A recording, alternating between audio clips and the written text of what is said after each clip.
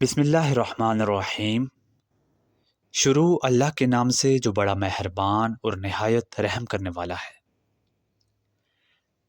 کیا آپ نے کبھی سوچا ہے کہ سب کچھ ہونے کے باوجود ہماری زندگی میں سکون اور برکت کیوں نہیں ہے؟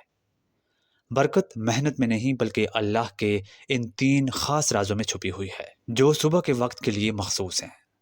آج ہم آپ کو وہ اعمال بتائیں گے جو آپ کی زندگی سے خالی پن ہمیشہ کے لیے ختم کر دیں گے، خاص طور پر وہ تیسری چیز جو آپ کے پورے دن کا رخ موڑ دے گی اور جس کو خود نبی کریم صلی اللہ علیہ وآلہ وسلم نے برکت کی ضمانت قرار دیا ہے۔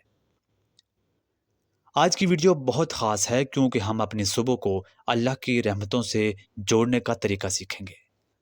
اگر آپ چاہتے ہیں کہ آپ کا پورا دن سکون سے گزرے تو یہ ویڈیو آخر تک ضرور دیکھیے گا۔ چلیے ویڈیو کا آغاز کرتے ہیں۔ سب سے پہلا کام جو آپ نے کرنا ہے وہ ہے نماز فجر کی پابندی۔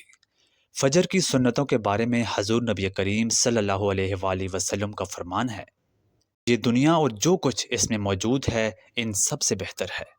وظیفہ: نماز کے بعد اپنی جگہ پر بیٹھے ہوئے صرف 10 مرتبہ یہ کلمات پڑھیں: لا الہ الا اللہ وحدہ لا شریک لہ لہ الملک ولہ الحمد وہو علی کل شیء قدیر۔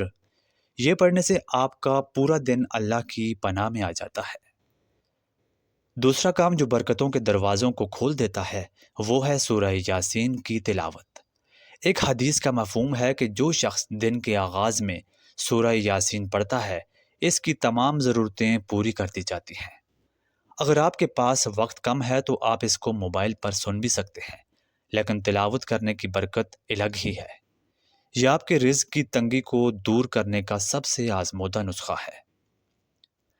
تیسرا کام جو شاید بہت سے لوگ بھول بھی جاتے ہیں وہ ہے دن کا آغاز صدقے سے کرنا۔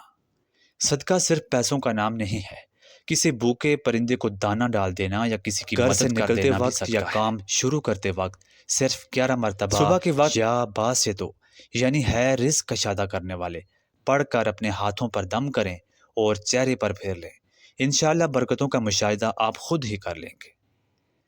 یہ 3 کام اپنی زندگی میں شامل کر کے دیکھیں، آپ خود محسوس کریں گے کہ آپ کے رکے ہوئے تمام کام آسان ہونا شروع ہو جائیں گے۔